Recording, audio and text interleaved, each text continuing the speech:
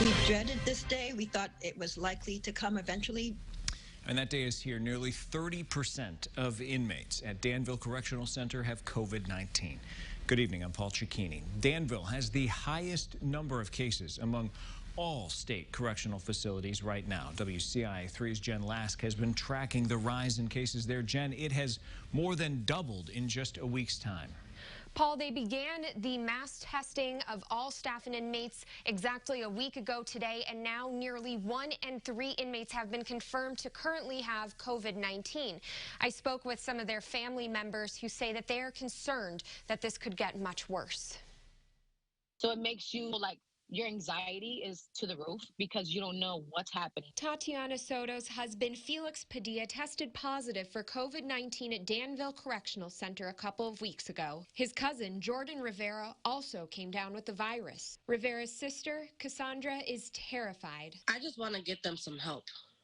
Something, they have to do something in there. IDOC officials say they're doing their best to bring the number of cases down.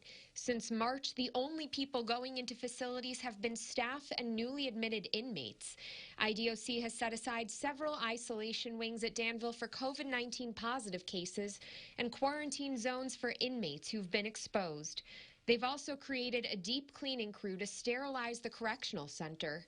That crew is made up of inmates, which concerns Soto and Rivera. And I was like, you're having inmates that are healthy, cleaning COVID cells, and then wondering why this outbreak is spreading so rapidly. My brother probably caught it because he cleans. Rebecca Ginsburg says members of the Education Justice Project are deeply concerned by what they're seeing. The warden, especially at Danville Correctional Center, has done a good job of delaying this day, but the day has arrived. The numbers are increasing, more than doubling on a weekly basis. When WCIA first covered the outbreak at the correctional center, some commented on social media with responses like, "Don't do the crime if you can't do the time." The callous responses enraged Ginsburg. The idea that people who are incarcerated deserve to have to suffer through a pandemic is atrocious.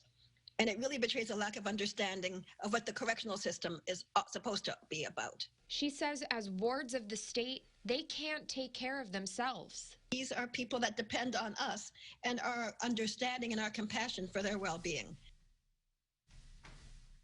And a reminder, it's not just the inmates there who have COVID-19. There are currently 50 staff members battling the virus as well.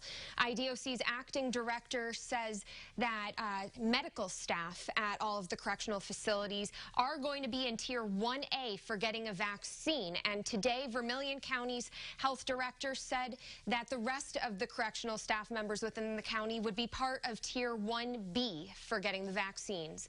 Live in the newsroom, Jen Lask, WCIA3, your local news leader. And certainly that transmission is going to be cyclical if you don't protect the corrections officers as well. Jen, thanks. Well, data collected by the Associated Press shows 1 in every 5 state and federal inmates now has COVID. Across the U.S. in Illinois, that number is 1 of every 6. Our own data shows, in addition to the outbreak in Danville, 1 in 10 inmates in Taylorville has COVID. And here's a look at today.